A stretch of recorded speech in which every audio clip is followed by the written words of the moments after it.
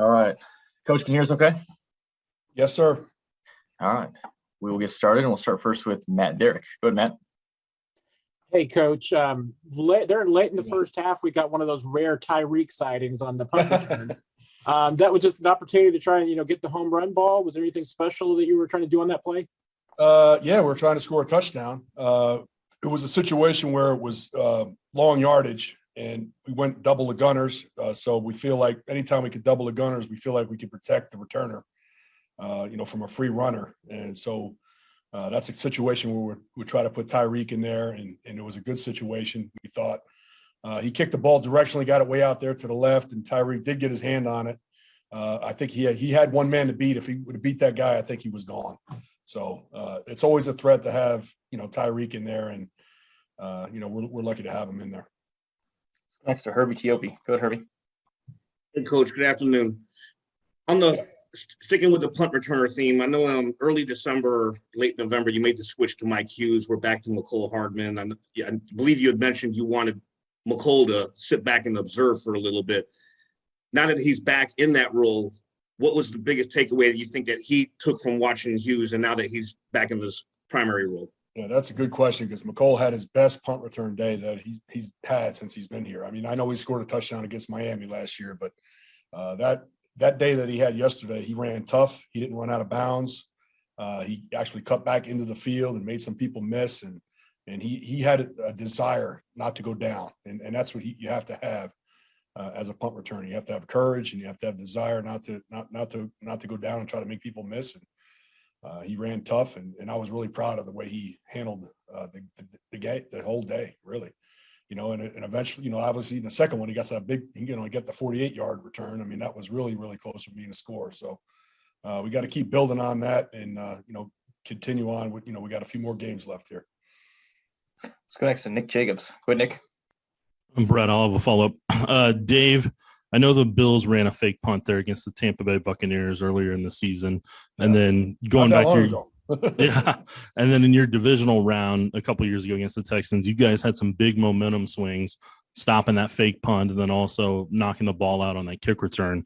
In the playoffs here, what are the key points for you guys and focal points that you have to work on to be the positive momentum swing in a playoff game like this, where it comes down to those key moments? Yeah. First of all, as far as the defense of the fakes, you have to be always alert. It doesn't matter game to game, every game, but these games are so important that you don't let something like that happen.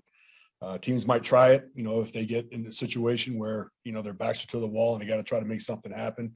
Teams will be a little bit more risky. So we just have to keep talking about it and practicing it in practice to be able to stop any kind of thing that they throw at us. We just have to understand who the eligibles are and how they might try to attack us, looking at us.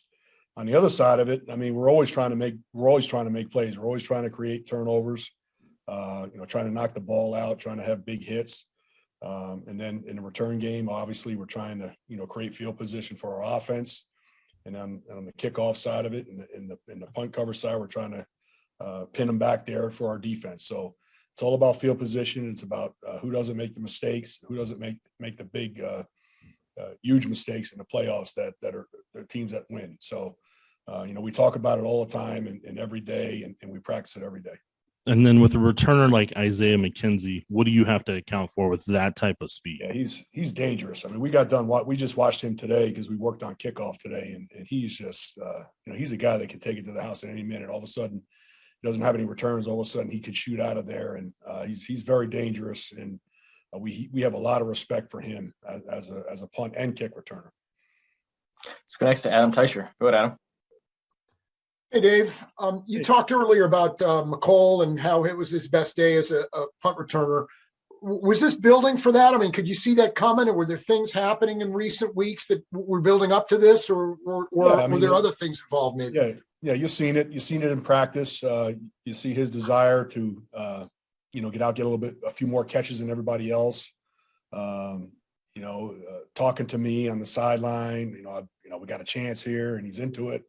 And that makes a difference. I mean, you'd have to have a burning desire to be here. It's a tough job. That punt returner is probably the toughest job, in my opinion, on the field besides quarterback. I mean, it's, you got these guys firing down the field at you, and you got to catch that ball in the crowd, and guys are around you. And if you want to make the big play, you have to be a little bit of a risk taker, and you have to be confident. And I think his confidence is at a good level right now, and right where we need it to be.